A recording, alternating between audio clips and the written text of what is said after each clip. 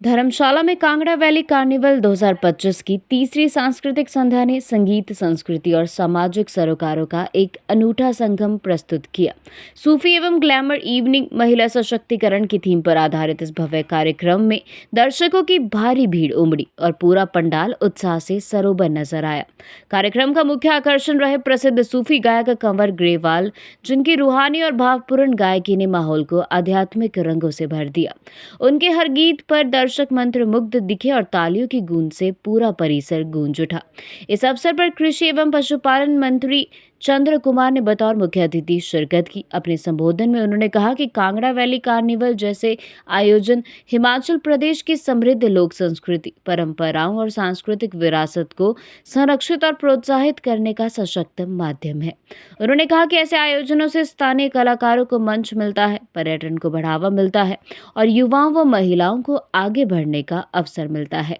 कृषि मंत्री ने यह भी बताया कि प्रदेश सरकार ने कांगड़ा वैली कार्निवल को औपचारिक रूप से उत्सव का दर्जा दे दिया है और अब यह आयोजन हर वर्ष 24 से 31 दिसंबर तक नियमित रूप से आयोजित किया जाएगा।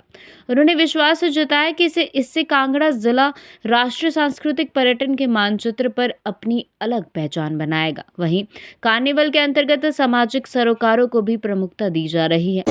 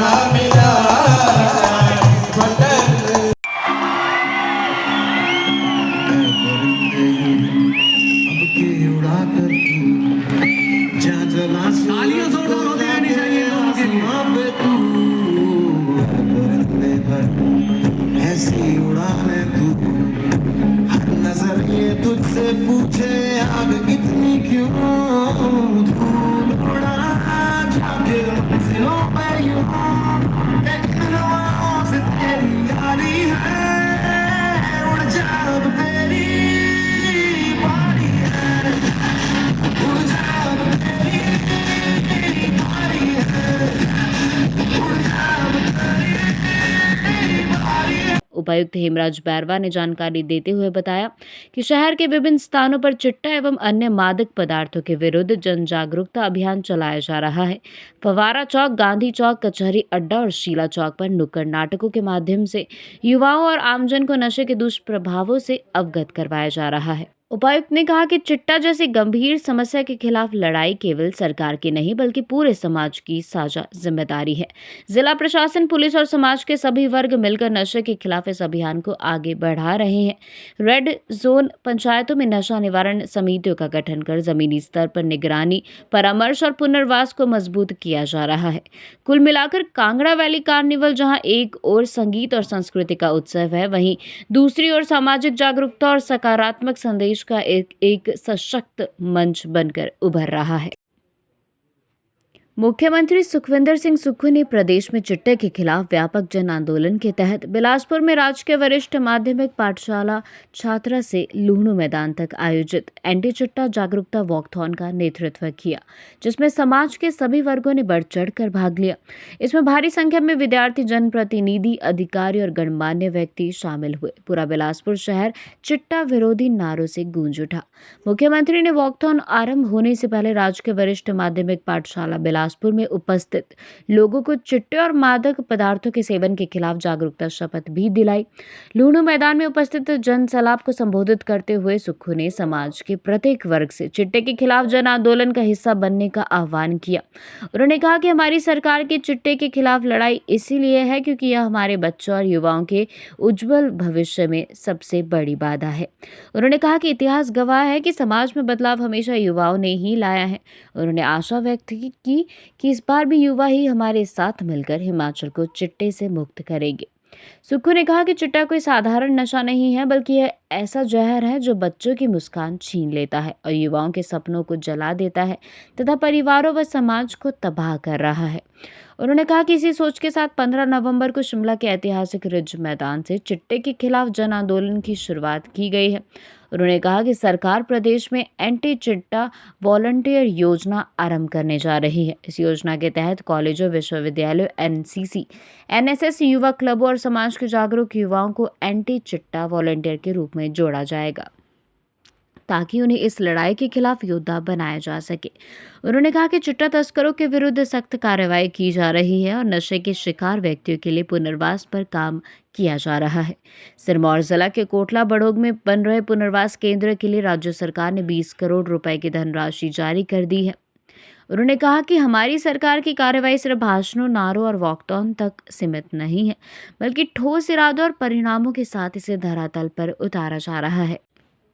उन्होंने कहा कि 17 से 19 नवंबर को राज्यव्यापी नाका अभियान में 208 विशेष नाके, 27,982 वाहनों की गहन जांच, कई एनडीपीएस एक्ट के मामले दर्ज व 33 गिरफ्तारियां की गई। 22 नवंबर को पूरे प्रदेश में समकालिक तलाशी और छापेमारी, 124 स्थानों पर कार्रवाई, 9 एनडीपीएस मामले और 9 आरोपी गिरफ्तार किए गए।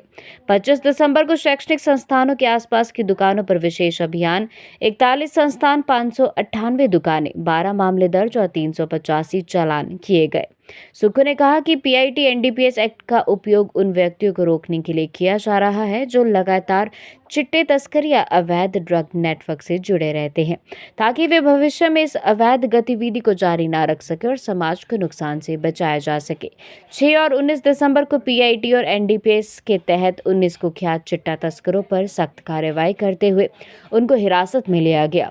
उन्होंने कहा कि पीआईटी और एनडीपीएस एक्ट के अंतर्गत अभी तक 66 अपराधियों के विरुद्ध कार्रवाई की जा चुकी है।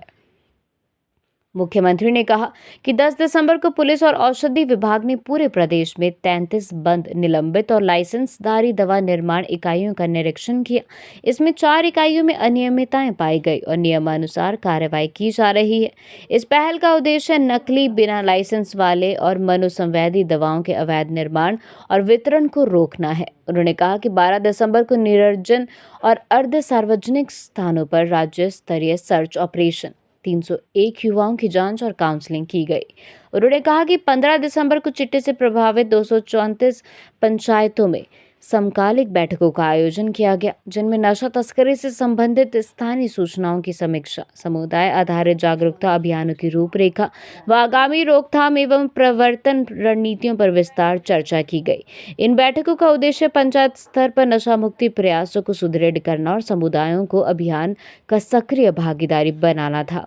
उन्होंने कहा कि 19 व 20 दिसंबर को चिन्हित मेडिकल दुकानों पर कार्रवाई, भारी मात्रा में नशीली दवाएं और 24 लाख रुपए नकद जब्त किए गए हैं।